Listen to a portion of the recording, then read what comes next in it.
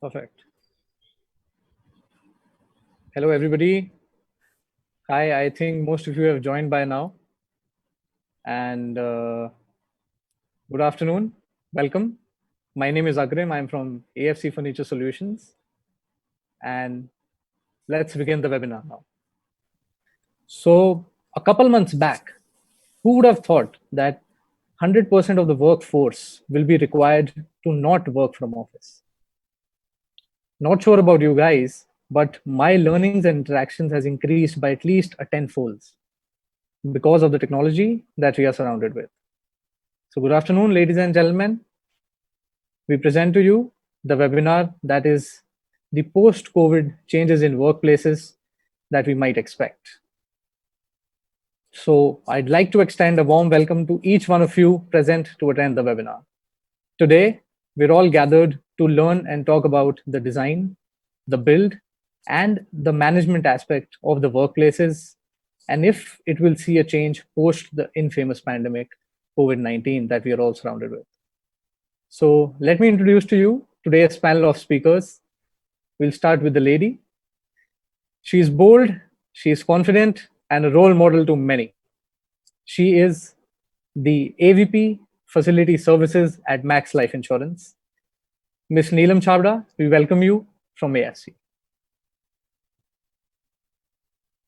I should say namaskar. Yes, no namaste, handshakes. Namaste is the new normal. Namaste is the new. Namaste is the new normal. Thank you. Thank you, Agrim. Globally. Most welcome. Glad to have you. Moving on, one of the most creative and passionate designer and architect of today's times. He is the founder, managing director, and principal architect at AVA Design Studio. We are referring to Mr. Vistas Bhagwagar. Sir, we welcome you from AFC. It's a pleasure to host you. Thank you so much. And then, one of the most charming and respected personalities in the project management space. He's currently the executive director and heading the project management services at Knight Frank India. Mr. Devon Musa, we welcome you. It's a pleasure to have you. Thank you so much. Thank you for having me. Now, before I jump onto the topic and give the virtual floor to our presenters, let me share a quick, interesting story with you all. Many moons ago. Could you hear some audio issue? I can hear the volume again, like the. Any issue with you? Okay. I think it's fine here. Okay, going back. So I was about to tell you an interesting story. So many moons ago, a young boy moved from his hometown to Delhi with eyes full of dream and heart full of passion. Very early in his professional career as a sales executive, he realized that businesses are charging 5 to 10x of the cost incurred from the customers and still not delivering as per the promised date. This became a motivation for him to start something we all know today as AFC Furniture Solutions. I'm referring to the founder and chairman at AFC, Mr. Manoj Tomar. AFC's inception was in year 2008, and just when we were ready with workstation designs and configurations and all the B plans in the world, we witnessed the 2008 financial crisis and recession. We were quick on our feet then and responded to changing situations, and we shall promise to be quick on our feet now and adapt to the new normal in workspaces. Moving forward, let me introduce you to our first speaker for the day, Mr. Vistas Bhagwagar, the founder, managing director, principal architect, and the driving force of the 50-plus member team of Delhi and Bangalore-based design firm, AVA Design Studio, which was set up back in '96. A double gold medalist from School of Planning and Architecture, and a master's in urban design from Oxford, batch of '95. Few people know that Vistas has been an avid product designer, cartoonist, and a poet. Ranked as amongst the top 10 architects in the workspace design not too long ago, Mr. Vistas has had the privilege of working with a host of Indian and international clients, which includes multinationals, corporates, and Fortune 500 companies. Key projects and clients have been Bain & Company, McKinsey, Knight Frank, Epsilon, Samsung, Kohler, MG Motors, and the list goes on and on and on.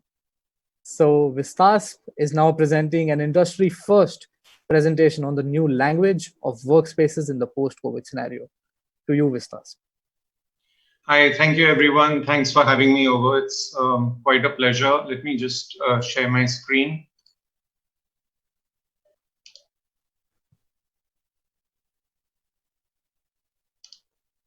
So I hope that's visible. All right. What we are going to be talking about is reimagining the workspace in what we call the PC era, the post-COVID era. And, really what we have been getting out of just now has been a very difficult present and, a very uncertain future that we're staring at. So I think we're all sort of feeling our way. We're all trying to go back to something that we think would be normal, but as somebody wrote, very nicely, there's nothing like the old normal.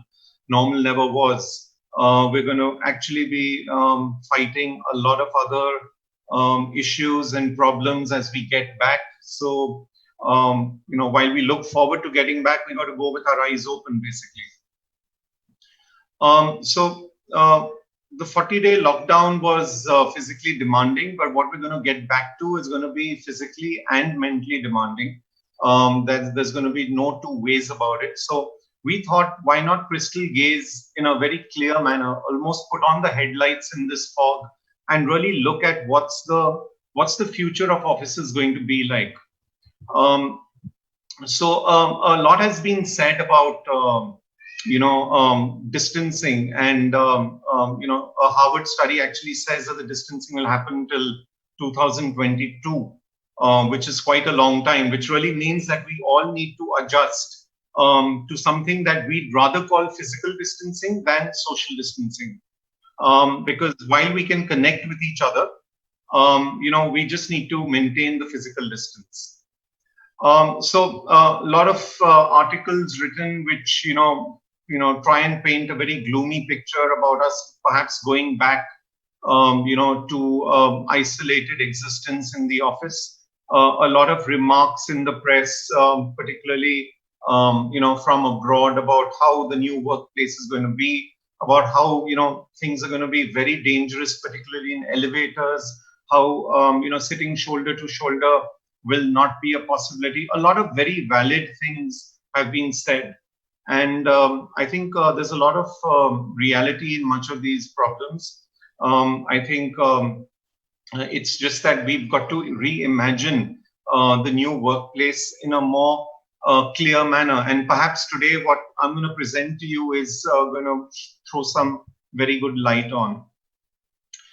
If you really see, I mean, we were actually in a pre-COVID situation aspiring to self-actualization, self-esteem, and a lot of more elated aspects of existence in an office. Whereas now it's going to be going back to the basics. It's going to be basically physiological needs, safety, and security. So really, we're going to be going back to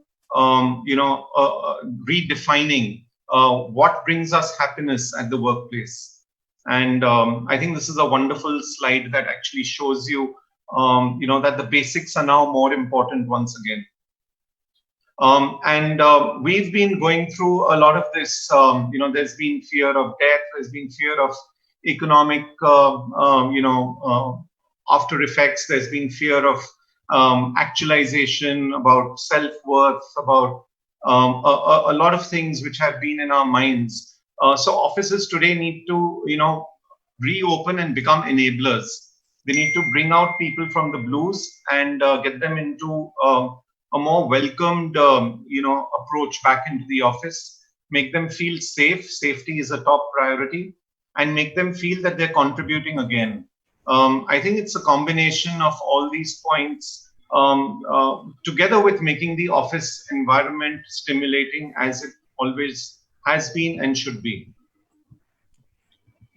So there's been a McKinsey report that advises leaders to think and act across 5 horizons: resolve, resilience, return, reimagination, and reform. Let's focus more on the reimagination and reform bit. because that's what we as architects have in control of, of our domain. We would now be focusing on three parts. We look at forecasted changes in design, which we call the new normal. We'd look at applications on a generic layout, and we'd look at some inventions and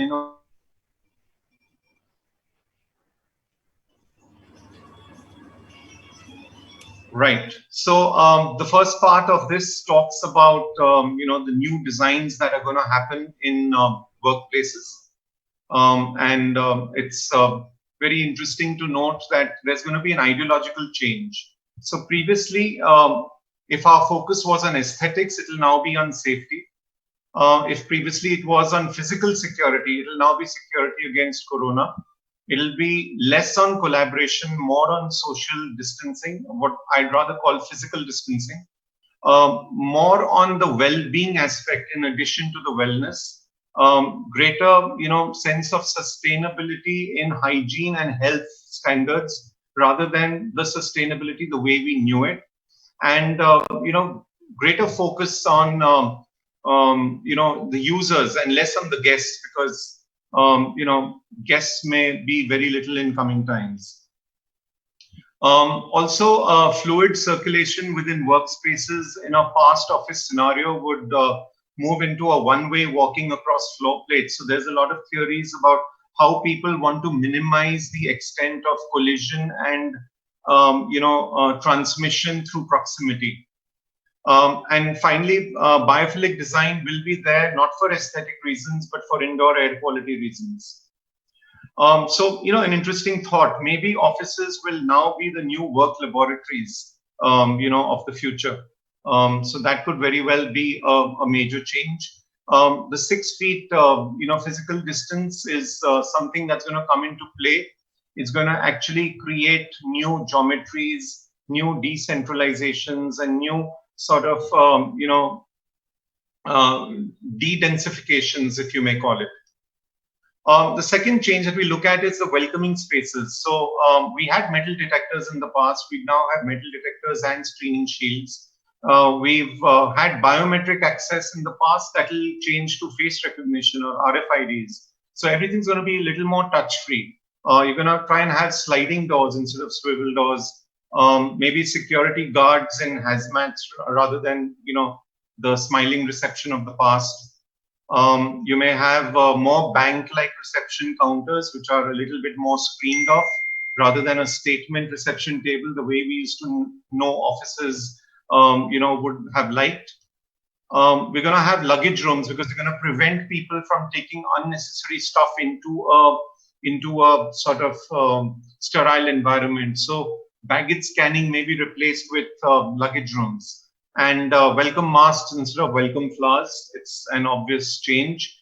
And maybe safety information will be, there more than the company information on screens, on TV screens, etc.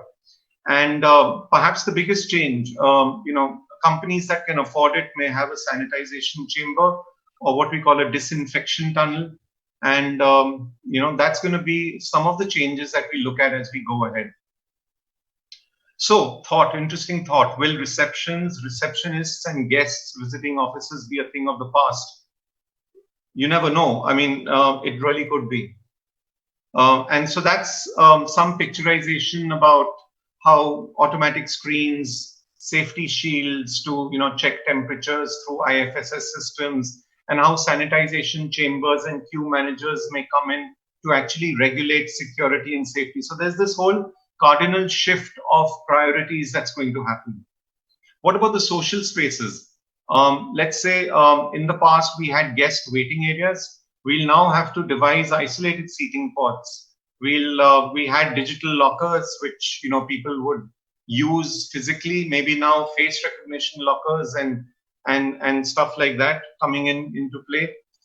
We'd had a lot of booth seats, a lot of collaborative social lounging arenas, step seatings, etc. All that's going to change to furniture that's going to be spaced apart.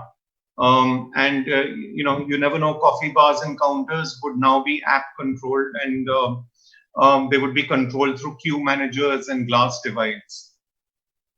So will an entire industry of lounge furniture take a U-turn from social to not so social? Perhaps it's worth about that. Perhaps it's going to be some time till we get back to the old normal.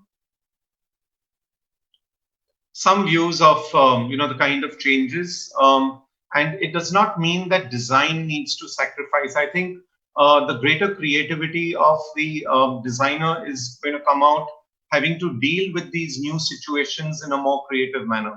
So I think the whole change is going to be more towards thinking in an innovative manner.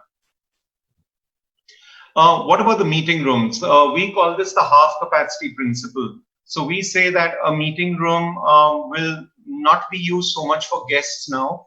They'll be used more for internal use. And maybe what we used to know as a space standard for a 12-seater room of about 300 square feet would now be about 6 persons usage. Roughly, we estimate 50 square feet per person going ahead. And likewise, erstwhile 8-seaters become 4-seaters, erstwhile 4-seaters become 2-seaters. And maybe the interview rooms of the past are not needed because interviews would be virtual and not in person anymore. There could also be changes in the very zoning of these meeting spaces. So rather than being within the office, perhaps they would all be a little towards the outer side, towards the entry point, so that in case there's any guest who has to meet up, we are not sacrificing the environment within the workspace. So earlier you'd have zones to impress. You'd now have high security zones of planned usage coming in. So every time you turn off the lights, it's an interesting thought. You could have the room automatically disinfected. So you could, there could be new ways of looking at using meeting rooms in the future. And that's on the left side a picture of how people are beginning to interact past a glass divide. That's the way interaction is presumed to be happening. We're extending that principle into certain meeting rooms where we think you could even have a muslin curtain or a glass divide that actually comes down. So while you're in while you're in social contact with each other, you're not in physical contact, of each other. So face-to-face meeting rooms would be a very special kind of meeting room, and they may need certain dividers. It's again a projection that we feel, could be the new normal.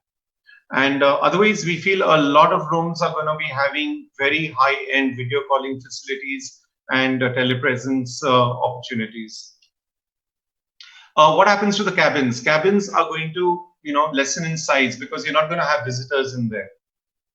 It's what we think is the open office approach of the past is going to become a not so open office, in the future. So there's going to be a cyclical shift, perhaps, in terms of looking at, how offices need to be.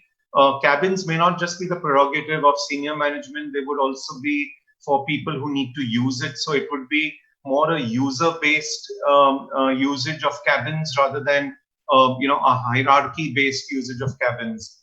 And cabins without visitors is something that we foresee. Single-use cabins, full-height cubicles. Well, cabins and cubicles, the difference is going to dilute, in our opinion. Sizes are going to change. There's going to be reduction because while you're losing space in the open office, you're going to have to cross-subsidize that lost space and reduce it from the cabins and the contained areas. So, as I said, allocation will be more for quiet work rather than seniority. And maybe you'll no longer be able to take somebody into your cabin. I mean, you'll be going alone. It's the lonely walk into your cabin. So that's perhaps our look on what the cabins would be. I mean, these reflect perhaps the future cabins where you're happily working on your own. Anybody could use them. Hierarchies are going to go out of the window, in our opinion. Workstations, the 6-foot principle is going to come into the play. So you're going to have about 120 to 140 square feet per person instead of 60 to 75. You're going to be having, greater spacing between people. You're going to have separators. You're going to have staggered seating. There are going to be no more drawer units. People are going to be averse to touching drawers and, digging through things. They're going to carry their own stuff. Foot-controlled, height-adjustable workstations are an indication for the future. Perhaps that's going to happen. And dividing screens or partitions are going to be back with a minimum, 1.5 foot kind of size above the table. So I think while earlier focus was on opening up view lines, the present focus is going to be on linear, continuous, workstations, but with dividers. So why will people come to office if they are to be kept apart? So I think people are still going to come to office because they want to see each other. Even if they're sitting at a distance, they're going to see each other. We believe there are going to be 2 Ds that are going to come into play, either D reflecting distance or the division. So either you stagger people across in an open work culture, as on the left, or you start having dividers as on the lower side, between workstations. So it's going to be one of the Ds, but they are definitely going to come back. De-densification and revised geometries. That's going to be the new thing that we're all going to have to work on. The cafeteria. The cafeteria, which was born in 1839, is going to now become a canteen. We really feel that cafeterias will lose their meaning as to what we knew them. They were major areas of socializing and bonding. And now they're going to be a major threat area for infection contact. So key focus is going to be hygiene. There's going to be, it's going to be more hospital-like, if I may say. Very, it's very important that they be high on hygiene, and they're going to be less hospitable. And Bain Mary's, tuck shops, self-help areas, they're all going to be much more limited. You're going to have packed certified food, perhaps, instead of fresh food. These are all possibilities that we're looking at, and it's nice to actually throw some light onto them. There's going to be, rather than people sitting inward facing each other, they're going to be facing more outwardly. So, people are going to be more peripheral. The idea is to see each other, but to eat on one's own. So that's the kind of projections that we have. So cafes may still be breakout areas, but more for the self than for the groups. So, thoughts that, may come in, and some pictures coming in from different parts of the world about, how cafes are, coming to be as people are opening up. You never know. It could be somewhere in between all of this. Lastly, training rooms and cafes used as town halls are not going to be used anymore as town halls. You're going to have town halls in open offices. You're going to have training rooms de-densified to a 6 feet spacing. You're going to have a greater focus on isolation chambers, supposing someone's unwell, rather than, space lost on creches. Children are not going to come to offices, let's face it. Creches, prayer rooms, recharge rooms, sleep pods are all going to go away. We feel medical rooms with 2 or more beds will become strict, single-use, medical rooms going ahead. Washrooms are going to have a change of norms because you're going to have 50% staff coming in. So, there are going to be total changes that we're going to deal with out there. Maybe full height dividers between gents urinals. We're just projecting into the future. And maybe in addition to fire exit signages, which were mandatory, you're going to now have mandatory hygiene and safety signages across the place. So the space index for all parts of the office are going to change. And that's, there's going to be a new normal that you see around greater focus on distancing, on hygiene, cleanliness, etc. And lastly, carpets perhaps are going to, come back only if they're antimicrobial. You're going to look for more antibacterial hard floors. You're going to look at a modular industry that's going to use antibacterial laminates, large span understructures. Today, you could seat 3 people on a large wing. Tomorrow, when things are good, you could get 6 people back in. Air conditioning is going to change. Acoustics is not going to be a big issue anymore because densities are going to half. They're going to be half the people at least working from home. So acoustics may not be such a big issue as before. Office boys are going to be more involved in sanitization rather than pantries and housekeeping. And there's going to be a more do-it-yourself culture that's going to come in. So I think these are quite a few of the changes that we see that are going to happen. And that takes us to part 2. How does this all apply onto an office template? How does this new 6 feet normal really take us ahead? How does it make a different office? So we picked up any one typical office, and we said that if we were familiar with a reception, a waiting lounge, meeting spaces across, cabins, this is all going to change, and the change is going to be in red, where you're going to soon have, lesser people occupying the floor, but lesser spaces in cabins, and suddenly you're going to have cabins and cubicles of a smaller size. You're going to have screening zones rather than receptions. You're going to have conference rooms that are de-densified. You're going to have more focus on hand wash, etc. You're going to have cafeterias that are more looking outwardly rather than inwardly. And that's going to be the new normal. There's going to be maybe a cyclical movement in offices. There's going to be maybe, a hindrance put on any areas where people cut across each other. So these are going to be some of the things. There's going to be perhaps a zero crossing endeavor, which allows people to, minimize contact. And in terms of areas, I think, it's just going to be the same area, but with half the number of people. So in our opinion, with de-densification, there'll be more decentralization of office spaces through neighborhood locations. Sizes of offices may not change, but, certainly the multiplicity of the office and the decentralization of that would happen. And here's a quick crystal ball look into the typologies of furniture that are going to promote physical distancing across, and that are going to work in the new space. They are, they are very space. They're not very space intensive, but they are really the solutions of the new tomorrow. And a lot of interesting ideas is the last part of the presentation. A lot of interesting new solutions have come up. So, it's not all gloom. There's a lot of positivity. There's a lot of innovation that's possible in the new workspace. We've got to recognize objects of danger. The things that we thought were very normal. Once we recognize these as objects of danger, I'm sure we're going to be able to work around them. There are going to be new inventions on the way we dress, perhaps. Portable partition systems. Perhaps there's going to be new inventions for isolated rooms, and work environments like the Helm phone. There's going to be new hygiene requirements for laptops, the way you want to carry them because you're using them all the time. New ways of treating with handles, retrofitting existing handles, treating them in a new way. New ways of using UV light for self-sterilization, new wall-mounted sanitizers, etc. If airplanes can design to adapt, offices can. I think it's all there for us to be very positive and very optimistic. I'd say my last slide is that, it's a wonderful quote by a senior professor in the University of Michigan. So Dr. Jeff says, I think it's a really incredible time. The most important thing is to maintain your sense of destiny. Even though you're going to get the stuffing beat out of you, that's part of being an innovator. We need you because your sense of destiny is what's going to pull us out of this.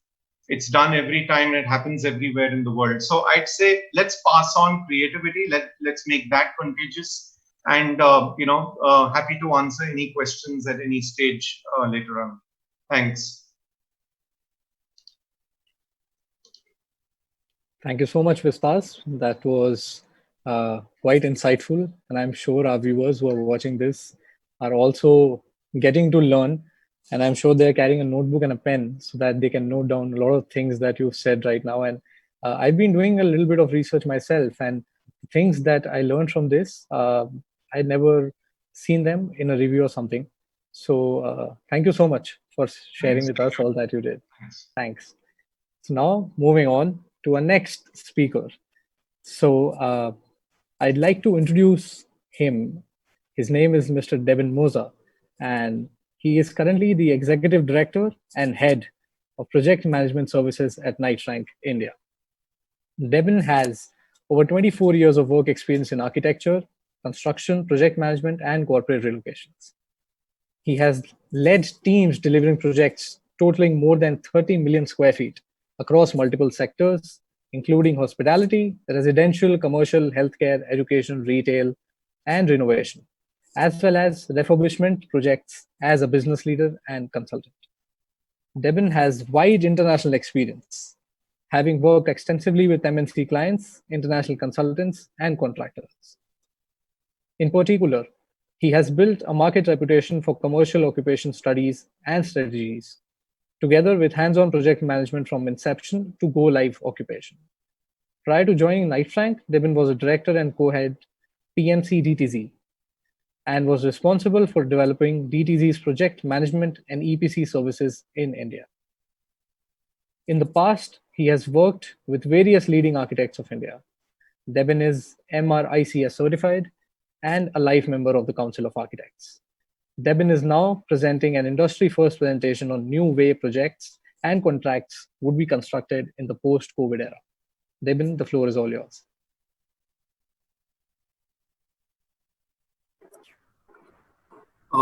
Thank you, Agran. Good afternoon, all. I think it's the most challenging time, not only in terms of what we're going through, COVID, time of the day where it's afternoon and you have to present. And the biggest task for a presenter is to keep his audience interested and, alive. So thanks, Vistap. It was a very insightful presentation. Got to learn a lot of things. I do miss architecture, but I love project management as well. So what I'm going to talk about today is how would things change in corporate real estate post-COVID? And it's just a view. It's not something which is for sure. So nobody knows what's going to happen. So, the current situation we are in, the world is upside down. And sometimes it's tough and really tough, if we're honest, to stay optimistic. Gustav's last slide said some good things that, it's time for change. But there are questions everywhere. I think that's the reason most of the people are interested in knowing from the industry expert what's going to happen and what the future will hold, what will we learn, and how would life continue to change, and what will be the new normal. I think in last 1 month, I've heard this word almost 100 times during the day, the new normal. The COVID-19 pandemic is definitely going to shake. It's shaking the economy and the way of doing business as we know. So I'll start my presentation with a quote from Charles Darwin, and I'm sure most of you would have heard about or read about his theory of evolution. It says that it's not the strongest of the species that survive, nor the most intelligent that survives. It's the one that's most adaptable to change. And this quote is apt for current situation we're going through. Very interesting times. And it's the time, if you position yourself and think, is it about the survival of the fittest, or is it about the survival of the quickest? Adaptation is key in the business success in these changing times. So the points which I'm going to cover in my presentation are brief history about global disruptions, factors influencing CRE strategies, response roadmaps, stages of revival, major challenges in design, which Gustav has covered, but I want to share my views on that as well. Then coming to redefining project execution protocols and new normal on project sites. So, sometimes the greatest revolutions of mankind can be attributable to these global disruptions, which actually change the way we live and work. End of feudalism and colonization era to the birth of industrial revolution and capitalism can be traced back to one of these more global disruption events. Medical research progressed with each pandemic and war. The birth of concepts of sanitization, social distancing, standards of living indices, though we are hearing these terms now, actually start post Spanish flu and cholera pandemic back in 1918. So the COVID-19 pandemic differs markedly from these past triggers of downturn because of its spread. And the few major challenges we foresee because of this, as in corporate real estate or in construction world, we might see a short supply of labor. So a lot of migrant labor might go back to their respective hometowns because of the uncertainty they recently faced. There is a de facto shutdown in significant portion of our economy. How things would revive, how the small and medium scale industries will come back or stabilize, that needs to be seen. Healthcare expenditures would rise than what we expected. These domestic disruptions will spill over to trading partners through trade and global value chain, and adding to overall macroeconomic effects. And what we also predict is the circular economy would gain momentum. The factors influencing CIE's strategy is the recovery of supply chain. We have to think local and focus local. That means we have to start manufacturing locally. We have to be independent of the countries like China. And we've seen what disruptions it caused in supply chain once the China went to the shutdown. We might also see less dependence on general contracting and design and build contracts. The preference would be for more of split packages to lessen the dependency on the single contractor. And the key is to ensure the flow of material, manpower, and money up and down the chain. Drop in real estate sales. Vistap spoke about drop in densities. At least for some time, we predict fewer would be coming to office. Work from home has worked as an experiment. It's no longer an experiment. Companies like TCS have announced that major portion of their staff might start working from home. So with technology, I think that's doable. There'll be lots of layoffs because of uncertain times. Redesign current space and limit office workings would be a trend we'll see. For the time being, there would be a stop, or people would go back and rethink about their real estate strategies. Liquidity and fund issues due to business lockdown and disruption would disrupt the entire supply chain. The third point is redefining and triggering of force majeure. This is something, it's been there in contracts. Now, I think this would be looked at with a microscopic view, what the force majeures would be considered as. So with this pandemic, the contracts would not be a standard contract. Everybody will try to redefine what force majeure is to protect their interests. And if it's not addressed initially, it can create more cases of disputes and arbitrations. And once it's triggered, the efforts to reach consequences will be a goal for the consultants like us. Birth of satellite offices would be something which is predicted in suburb areas rather than one big consolidated office to cut down employee travel and density. Fixed versus floating offices, Vistap spoke about it.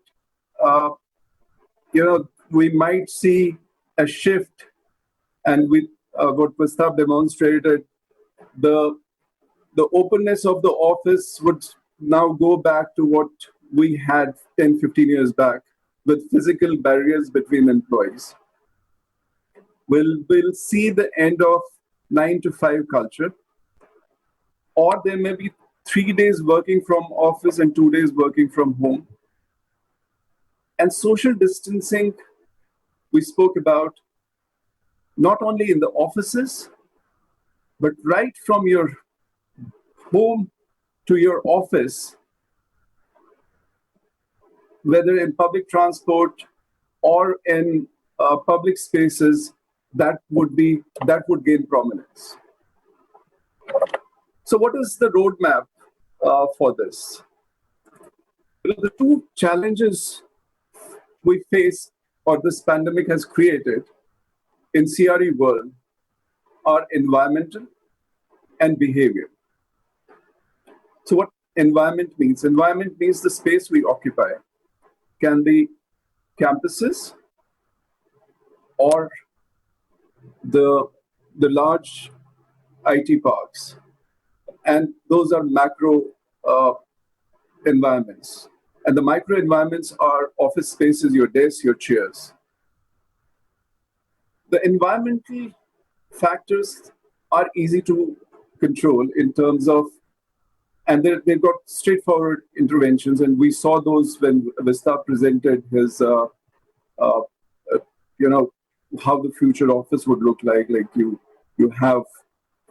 create distances between the workstations, not use cafeterias or change the way we use cafeterias. He referred canteens, breakout areas might not be there. All those things are something which can be controlled. I think the most challenging part is controlling behavior. It talks about people's behavior in shared spaces. Also behaviors exhibited by organization as a whole. Behavioral shift in organization will result in a shift of how we view and do work, how we build our office spaces, and it would also result in change in organizational policies, norms, culture, which would influence CRE strategy in the future. And both these factors are influenced by the leaders of any organization or the occupiers of the space. The tenants or the clients would become more discerning about the services they require. Landlords or developers will have to choose or to meet or exceed these demands by their clients. Employers will create policy changes largely influenced by how they interact with their clients. Whether for the developer, renting of space, or for the employer, designing a new office, it's no longer about providing 4 walls and a roof. It's about providing experience, psychological and physical safety.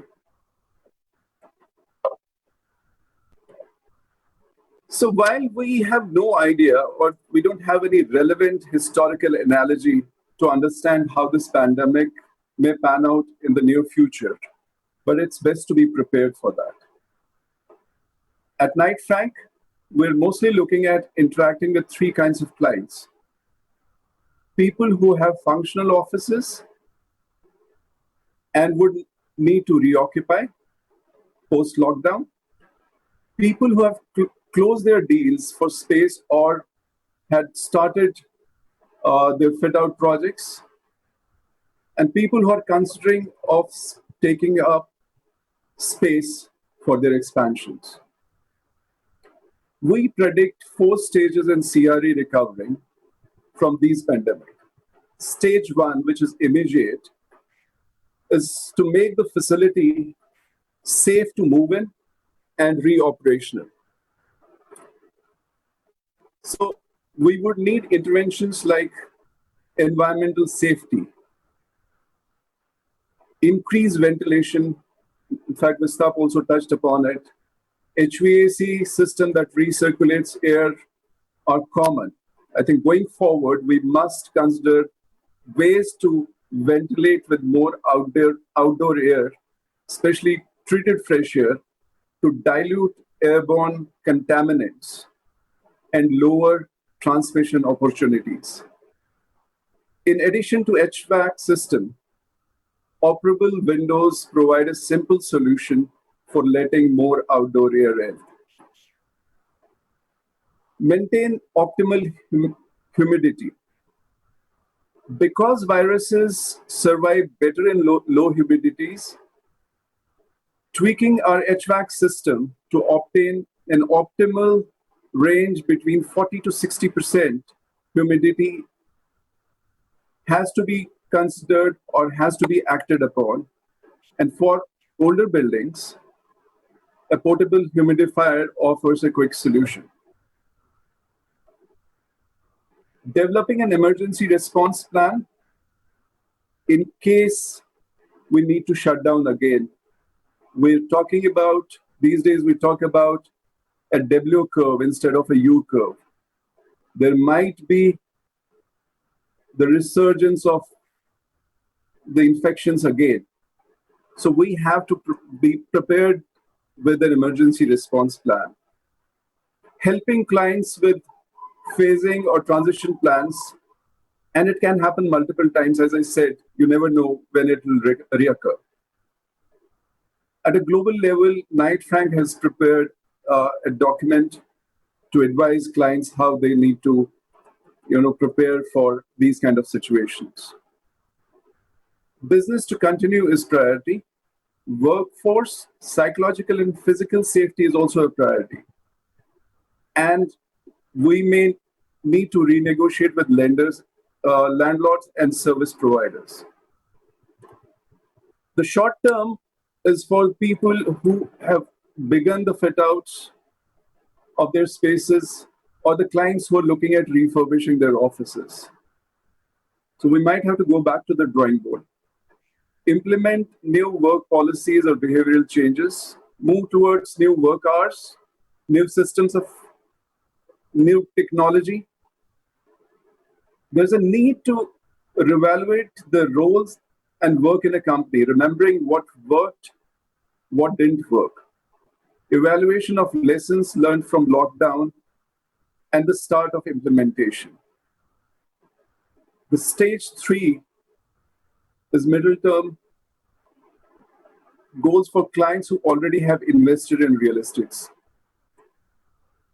So the situation has shifted to a new normal, and it's still stabilizing. Redesign and refurbishment of existing spaces needs to be thought of. Incorporating technologies. At this point, we're likely to understand where CRE situation is likely to go, as major companies create a paradigm shift in what work looks like. Then we go to a long-term goal in terms of the CREs or corporate real estate heads looking for space.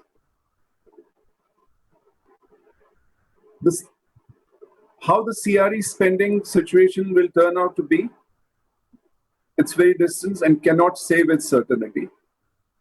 As the cash flows of the companies stabilize, we can understand better where the spending will potentially be. The CRE situation might become clearer whether the companies would move to a consolidation of the spaces or to satellite offices. It's yet to be seen.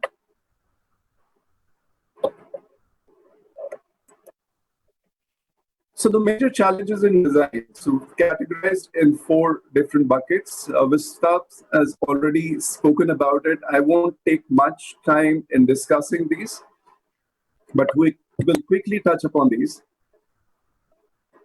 All these 3 types of clients will have one thing in common: to relook and to rethink about how they visualize their office space requirements. Major changes in how organizations will view work will impact how we look at office design. So there will be changes in space distribution. We used to talk about 80 square feet per person of entire office area. It might become 80 square feet per person of the work area. And there are different, calculations for that. But the intent is to maintain a 6 feet distance. So there will be shift towards work from home. A certain portion of workforce will work from home. We might see reduction in spaces like reception, lobby areas to prevent gathering. We might also see increase in sanitization stations in and around offices. There'll be increase in hot desking. Personalization or personalized desk would no longer be there because the studies have shown that the personalized desks are dirtier than a toilet. Because the housekeeping team always either they hesitate or they've been told not to touch a desk for cleaning, so it remains uncleaned. There might be a situation, as Vistap said, the would go away. But we might see that lockers with face recognition locking system to prevent people from carrying stuff inside the office or taking out the office. Vistap also spoke about change in alignment. We'll see that people would be prevented to sit face-to-face each other in either work area or meeting areas.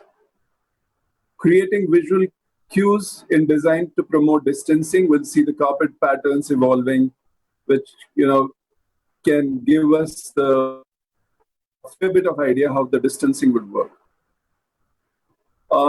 Vistap also spoke about change in material. I think the offices, in terms of design and specifications, would be more like the way hospitals are designed in terms of touch surfaces and antimicrobial materials. Change in configuration of collaboration spaces. I won't much. Change in breakout spaces. And we'll see a lot of inclusion of technology or development of smart spaces to reduce the touch points. I don't think we'll see desk phones on our desks. We go paperless, use sensor-based plumbing, which again has been used, but it will become a norm. We'll see increase in IO or Bluetooth-enabled technology for services like HVAC, lighting, along with furniture, and a lot of artificial intelligence in the office area. Having said that, remote working or work from home is not viable for all. Not a blanket solution, and has a host of independent considerations. It's important to understand office is a space for social interaction as well. So unlikely that offices would disappear and would be replaced by work from home. Sorry.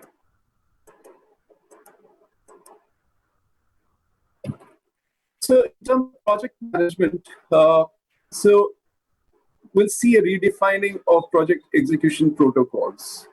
We'll see regulatory bodies. There'll be a lot of norms for carrying out construction work.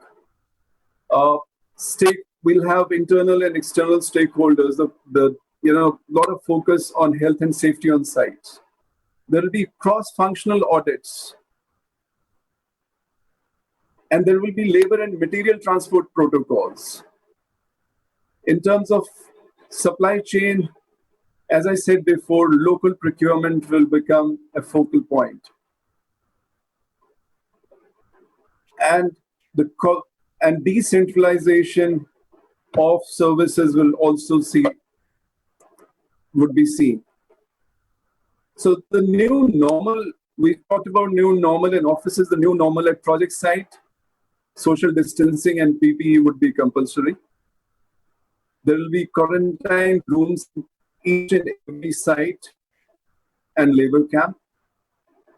For each labor, a medical fitness certificate would be required. Travel history scanning for workmen would be there. Temperature scanning at entry and exit gates, and changing of work culture. So toolbox talks would be conducted in smaller groups rather than large groups, what happens now. And there will be periodic medical checkups happening at sites. Sanitization and fumigation would happen at regular periods. And we might see a technology interference in how we manage the project with IoT and sensor-based devices, which can help us in monitoring the project. So the last, this is the quote I just found just before getting into this talk. We cannot stop natural disasters. We can arm ourselves with knowledge. So many lives would not have to be lost if there was enough disaster preparedness. As I said before, the new ways are still under constant evolution, as current measures are only those we think can prove effective in short and long terms. To start the works can be easiest part of the total challenge ahead of us. It is the part where if the contagion strikes back and we are forced to shut down again for a brief or long period, would be the trickiest part to plan for. Healthcare is now center stage, with public health sanitization and hygiene having complete limelight. The business, on other hand, is having a continental shift, with most components moving towards digital way of working. And finally, the digital way has actually enabled us to go through these tough times. Example us, even after confined to our homes since over a month, now we're interacting constantly and working, and this is going to change the whole scenario. So that's the end of my presentation. Any questions I can take up later. Thank you. Thanks so much, Devon. It was very insightful, and I was listening very carefully, and I think a lot of people in our audience would have great takeaways in terms of how they can strategize and how they can prepare themselves for the future in terms of the contracts, in terms of what they want to work on and things like that. So thanks so much. And I'm sure many of them have already started preparing the questions. Thank you. Moving on. Now we're going to a third speaker, and Miss Neelam Chhabra is her name. And she will now be presenting an industry first presentation on the new ways offices would be managed and run in the post-COVID scenario. And let me tell you a little bit about Miss Neelam here. So she's the AVP Facility Services with Max Life Insurance. Nearly 23 years of experience in 24/7 facility and administration management, event management, administrative affairs, procurement, statutory, compliance, and operations management. Honored as one of the top 100 facility managers of India by Commercial Magazine. Also featured on the top cover in second anniversary special Best Design Practices by the FM Industry, published by the ITB Publishing India. Strengthened the sustainable best practices at offices, as well as making an outsized impact serving the Green NASCOM event with Chief Minister and Infra Workplace Strategy Summit. An effective communicator with skills in relationship building and dealing with external departments and authorities. Excuse me. Her core competencies include facilities management, project management, infrastructure setup, procurement, workplace management, space planning, contract management, and transportation automation. Now, Neelam, our audience would like to hear your take on the management aspect. Floor to you now. Thank you, Agrim, and thank you, Vistas and Devin. So for facilities, Vistas designs, Devin controls the real estate and the project management, and I take over to manage the facilities.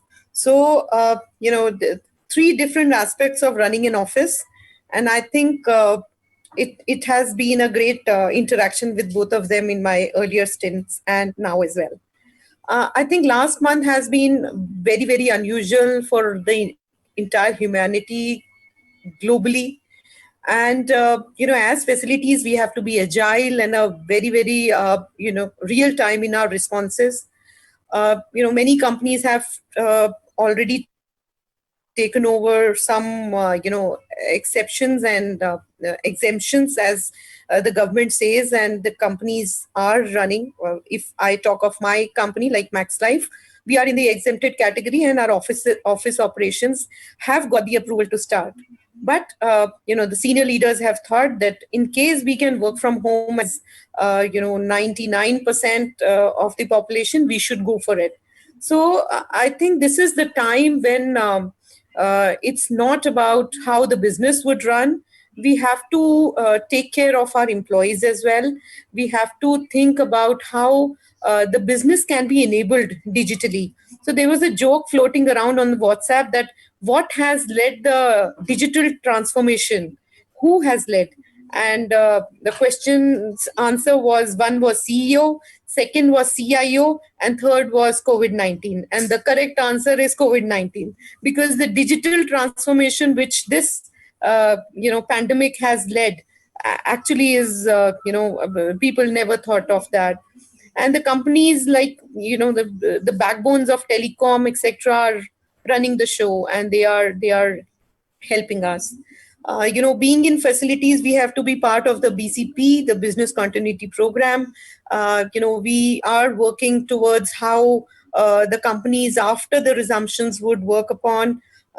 Many features, many things which have been covered in Vistas and Debin's presentation. I'm just thinking aloud that are we there throughout of our lives, that this has actually given us time to think in this lockdown that maybe after a year, I'm a B positive person, and I'm thinking after a year this would vanish and this would go zero, and we may not actually think about how the designs would change and everything would become normal, and we are in the normal situations. But having said that, we have to be aligned in while we resume our new offices. We have to think about how the designs, how the social distancing would be a normal situation in the new scheme of things. The home working will continue. Office life in some form will continue that way. Office desks, over the years they had shrunk from 1.8 meter to 1.4, and I think it will go the reverse way now and have a larger seating areas, and they will have to sit closer enough. I mean, not closer enough. The closed plan, which was the cabins, etc., which used to be only for some leadership teams, would also mean that we will have to give those closed areas to some people.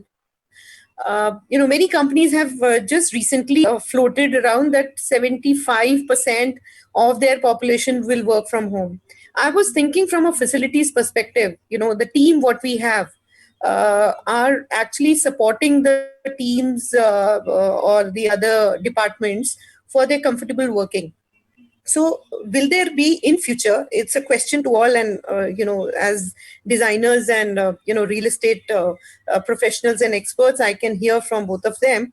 I also thought that how to make work from home comfortable for the employees. As a person who's working from 9:30 in the morning till 8 o'clock in the night, I'm really missing my office chair and my office furniture. Will there be a thought, and AFC Furniture, who's our sponsor for this webinar, should answer this question of, have you really thought that how to customize a table and a chair for a person to work from home? So as facilities, while we say that, we have to go digital, go work from home, support the workplaces, these things would also come in picture. Also, Vistas also talked about the office signages. Yeah, I think office signages wherein we were talking about, this is the exit and this is the fire plan. It may go for, the standing spots in the lifts and servants in the corridor and the floors, the walls of the office, etc. Office doors also will have to open automatically. The sensors and facial recognition would be there. So AI, which Devon also mentioned about, would also come in picture. And I think even ordering a coffee would be like I should be getting through my smartphone. But then there are questions around that if I order, the pantry boy would get. So the self-service model. So there are many questions and we need to find an answer as total experts of the industry. Even, thinking about how to be together yet not be together. This is the time when physical health and mental health both are at stake, and while we will resume the office, how we would take it up. If I say the gravity of situation has really worsened. 30 days back, we were thinking that everything would improve, and after this lockdown, we would be able to join in a normal situations. But I don't think we are there, and lockdowns may exceed, and the work from home situations may increase. Talking of co-working spaces as facilities, we also have some sites which are working on a co-working offices. Do you think that those would work, wherein the size of the workstations were smaller and there are many companies coming around and working together? So those are the questions which we need to answer, which we need to question ourselves. uh, as Vistas also mentioned, the reception would be changed to a sanitization tunnel. Although there are questions around that, is sanitization tunnel good enough or safe enough, or employees should really go for it. But yeah, I think more than the design aspect, the things would change into a necessary model of how the office needs to be maintained. As facilities, our work has become much large in terms of keeping the hygiene, keeping the cleanliness, keeping the sanitization every time to the 100%. It can't be 99%. Also, as security teams or housekeeping teams which are reporting into us, or the transportation of the employees, all the parameters of keeps and checks and balances, and the guidelines which are floating around, and there are multiple inputs from different states, and the advisories are coming every day. They are changing. They are talking about the centralized AC also, that is ISHRE is giving some inputs of how the centralized AC should be used, pumping in more fresh air, and using not using centralized AC as much, and working on split ACs also. Yesterday there was a guideline from Haryana on the split ACs also. So we really need to have answers to our question now. Nobody knows the right answers. We are just thinking that this is right, or what should be the future? How do we reach there? Taking clues and cues from Vistas and Devon's presentations, I think the designs would definitely change. But after a year, those designs would go off, fade off. The answer may not be no. Answer may be yes, because the new, we as facilities, we may ask for the retrofits of places. We may ask for changes to what is currently with us. Have more larger spaces, the corridors, etc., and the cafeteria, as what Vistas mentioned. I will maybe forget my office canteen, cafeteria food, and I'll have to carry my dabba from home and, use my cutlery and don't depend and see that things which are in office are good enough. So starting from my home, in the transportation, reaching the office, being there, and then reaching back home. I'll have a question of, am I safe? Am I, all, the virus, etc., is not affected me? And those things as a family also we need to work upon.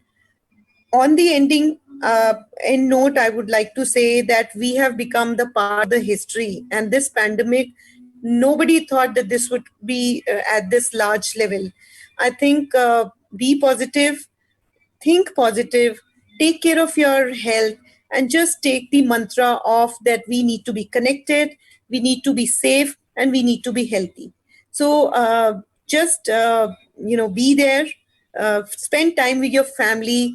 This is the time I think nobody has spent lunch table hours and dinner table hours with the family as much as what this lockdown has given. So take this clue and be happy. And from facilities team, we have been doing it wonderfully well to take care of our employees. And I think as facilities all across India, we would be definitely delivering of what business expects from us. Thank you and all the best. Thank you so much, Neelam. I think the part that you covered was more concerning around the workforce. So the participants were more interested because this directly impacted them, their lives. So thank you so much for telling us how the management is going to take care and how the rest things will pan out. And in between, you posed a very interesting questions. One very interesting question that how is AFC Furniture Solution taking care of the design aspect and the other things? So I'd just like to share something with you that as soon as this pandemic news hit, and we immediately started doing our research on how does it need to be, how do we need to adapt, and how do our designs need to change. We've sought help from architects. I think the staff sir is also helping us a lot. Thank you so much. And we are definitely working on the designs and on the other front also in the business strategies which need to come up as and more we get to know about this particular virus and how we can adapt to that. So thanks so much for bringing it up, and let's continue from here. So having heard them, now if I were to ask, are we seeing the beginning of the end of the traditional office typology? The short answer would be no. This definitely isn't the first time in history that structures and buildings will be reimagined or redesigned in response to an increased understanding of the disease. It sure is a rough start to the new decade, but difficult situations are also opportunities for businesses to go back to basics they might have let slip. So let's concentrate on our core missions, build products and spaces which will be needed and loved, be tenacious, practice good business work ethics, good business sense, and most importantly, act with empathy towards customers, employees, and community alike. With this, let me open it up for questions. And in the best interest of time, we'll not be able to take many questions, but let us start with a few that are there. And before you start the Q&A, I just want to acknowledge one thing. Yes. And I think it's not me, it's I think everybody in the industry, is how critical facilities management and IT are for any organization. And hats off to the facility management team. I know that they continued, like we've been talking about doctors and nurses and police officers, but nobody realized that even during the lockdowns, the facility management teams continue to work in the offices. And it's not normal. It's a superhuman effort, because stepping out of your home gives you shivers these days. And what has happened is amazing. Hats off to facility management. I think going forward, it won't be treated just like a housekeeping or a security service. It will be treated as a more business enabler than business support. Yes, Devin, definitely. And I think there's a different way of thinking that I usually say is that now is the time that they deserve a seat at the And table. people who are logged in, and people who are logged in from the facility management teams, I think when we resume our offices, please give a salute and a applaud to our housekeeping teams and security teams who have actually, actually rolled the floor well, and they are there for us. They are really making that difference for us, and as a team, we should make that happen. Definitely. Thanks so much for your views on that. And now I'll start with one question that many of our viewers have already shared with us. So first of all, we've got a lot many questions. So we'll also do this thing. We'll prepare a question sheet or something, and we'll share with you the ones we are not able to take up here, so that you can reply to us in due time, and then we can share with the audience. So the first one, which many people have asked so far, is what would be the impact of COVID-19 on the workspaces, especially co-working spaces? So any one of you can take up that, or maybe we can have three different takes on that. So, sorry, please go ahead. See, the whole purpose or the whole ethos of co-working was, a shared office, right? And that whole concept has gone for a toss post-COVID. I'm not saying that co-working offices won't work, but they also, like other offices, would go back to the drawing board and relook at their design. And co-working spaces are equally important because, as I mentioned in my presentation, companies might look for the satellite office so that the staff need not travel long distances. 60 to 70% of the people use public transport. In Bombay, 90% of people use public transport. So you can't maintain 6 feet distance in a Bombay local. Yeah. So you need such satellite offices, and co-working can supplement that requirement.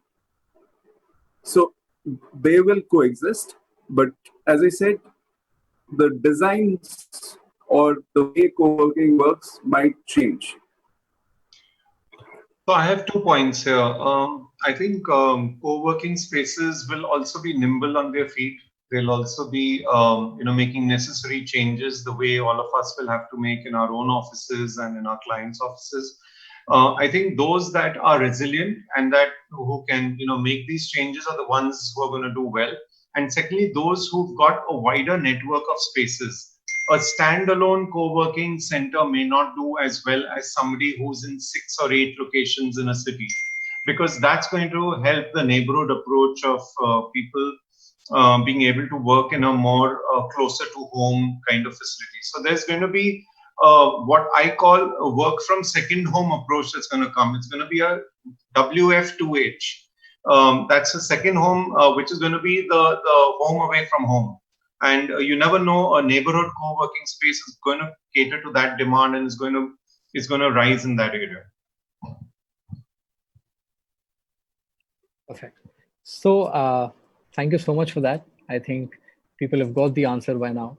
And moving on to the next. Now I've compiled a few questions into one, because we were getting different questions and basically they implied the same thing, which is that when we say work from home, is it actually that people are referring to it as a certain somebody working from home, or is it that people not working from office?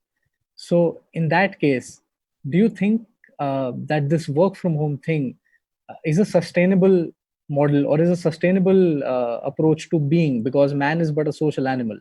So how would that pan out with offices saying that stay back home, and people thinking that home is not the place where I can every day get up and get ready and be at it? So how do you think that will pan out, or is that a temporary thing? Or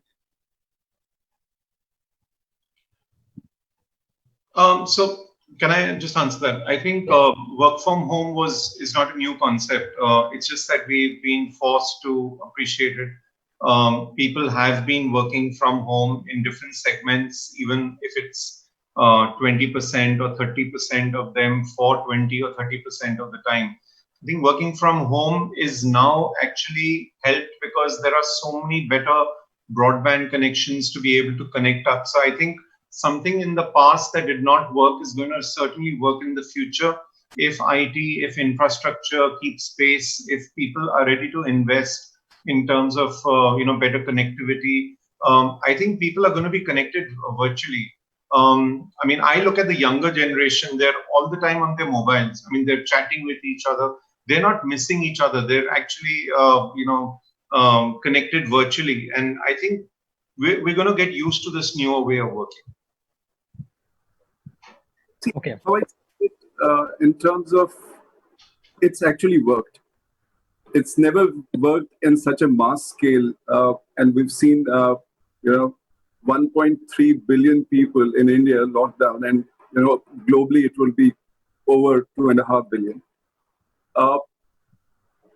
So the only challenge is and I was talking to many CEOs and COOs that they've seen substantial increase in efficiencies.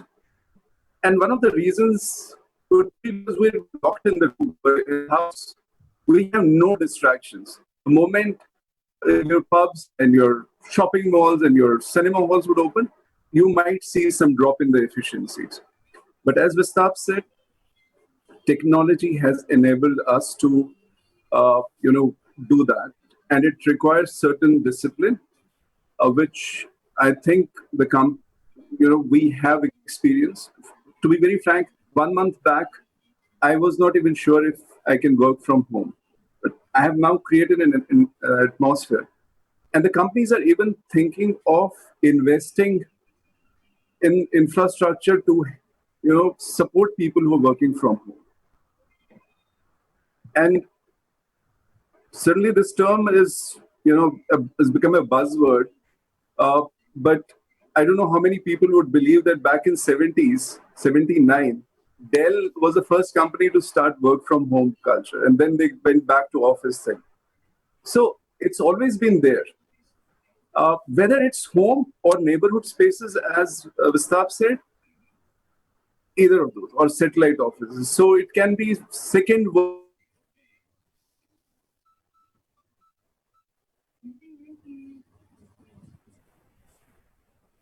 thank you so much. So what I'm saying is, it's it was an experiment which worked, and it will continue. But not all the functions or all the businesses can operate out. Like for example, project management, we can't operate from home, so we have to go at sites. Sure. And also, working from home for some people, it really works, wherein, people who were spending a lot of time in commuting from office to home and vice versa, the things have changed. So we are saving about 2.5 hours of a day and putting that in the work. So that also helps. But definitely that collaboration, working with the team definitely has an impact, but technology is helping that across. People are taking print screens and having coffee sessions, and companies are doing a Zumba session over Zoom call. So such things are making that collaboration happen. But I think it depends on how innovative we are to make that happen back again. Perfect. So I think one point which I should sorry. Yep. Is we should also consider the impact of work from home on people, because we are social animals. If we don't collaborate or meet people, then we might get the feeling of loneliness or isolation. So that's something that needs to be addressed while we talk about. I'd like to add here. I think work from home does not mean 100% work from home. And therefore, I think every office will have the right to rotation policies to make people meet each other once or twice a week. So I think that aspect of social connect can always be taken care of.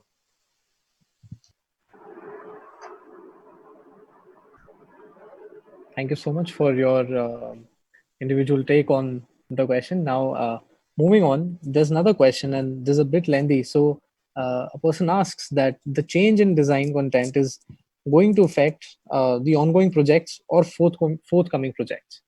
So, what period can be estimated? And if it is estimated that COVID-19 is a temporary thing, say for next 6 to 8 months, uh, the design changes, will they be actually required?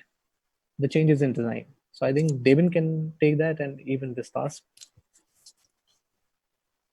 Well, nobody can really predict the length of time. I think we're all feeling our way ahead. But what we do read from studies, as I mentioned, a Harvard study said this is going to go up to 2022. Let's even say if that's the most pessimistic view, we're actually talking about at least 2021. And I think if we're better prepared, to handle a situation rather than depend on hope, I think it's a better and a more logical way ahead. That would be my take. Okay. See, nobody can predict what's going to happen. Eventually, if you look at businesses, per seat cost matters, right? That's the reason outsourcing happened to India.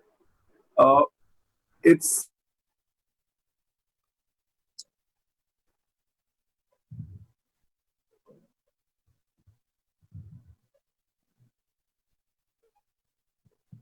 have a very poor connection.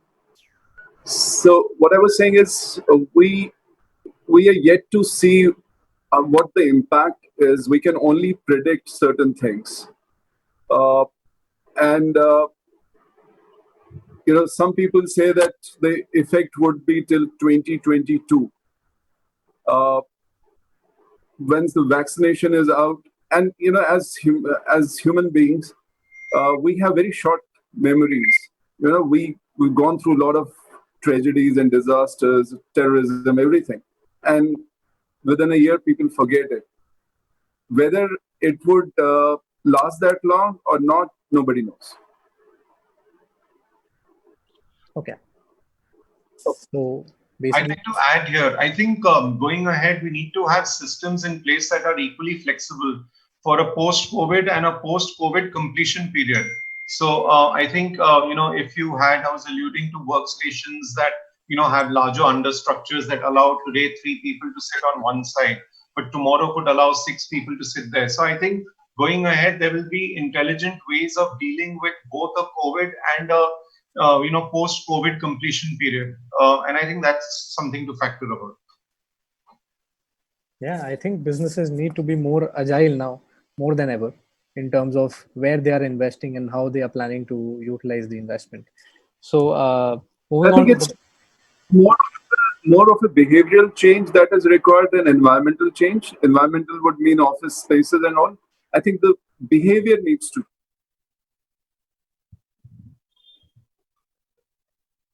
Very true.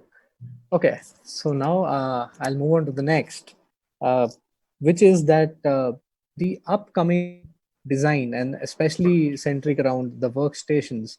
So as of now, we see that there's a trend of open office spaces. So will there now be a complete shift to closed layouts, as in cubicles or the partition-based systems, or cubicles and things like that? Agrim, I did mention that we believe in the 2 Ds. You either have distancing or you have dividers. So it depends on your work culture. It depends upon the kind of affordabilities you have. Larger companies would still want to have that open culture, but perhaps would, distance themselves out and be able to afford it. Smaller companies who cannot afford that would need higher dividers and the distancing would be through physical barriers and dividers. So really, it's going to be different for different people. There's no one vaccination for every kind of end user. Okay. Thank you so much for that. I think next one is for Neelam. And it goes like that from a management perspective, each company is striving to do its best or may thrive to do its best. But how will they convince their employees about the safety and well-being?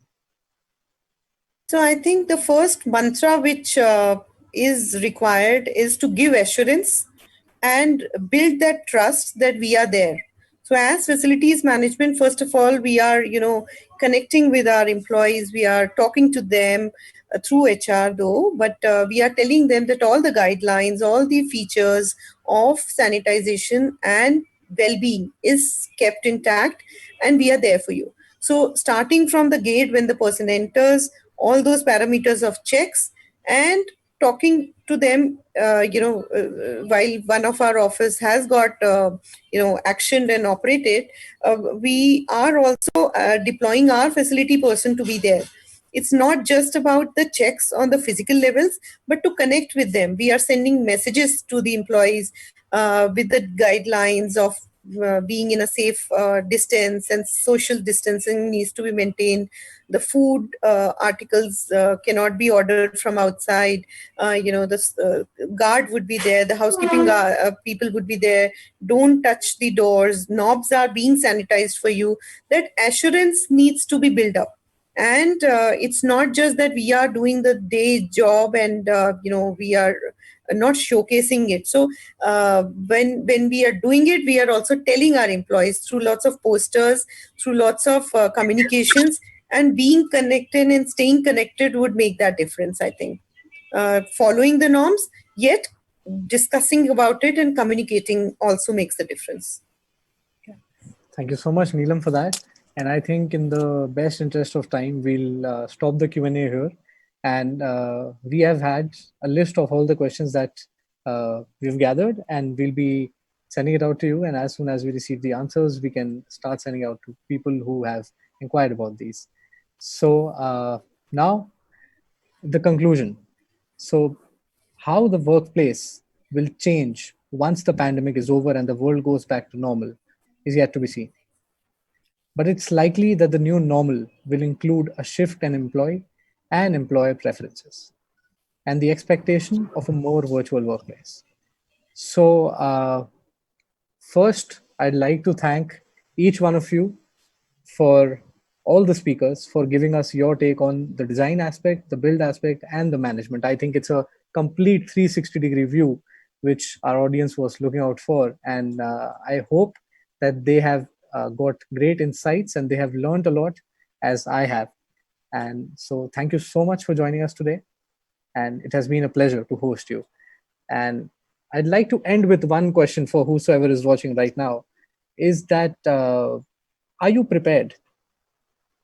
If you are one of the people who is a business owner or an employee or an employer, irrespective, go back and think, are you prepared? If you're required to work from home, if you're required to go to office tomorrow, are you prepared? So how are you on the preparedness scale? And with that, I'd like to end. And each one of you can find us on any of the social media platforms, and you can share your insights, your takeaways, and we can definitely address them or have any of the speakers address them. Thank you so much. Thank you.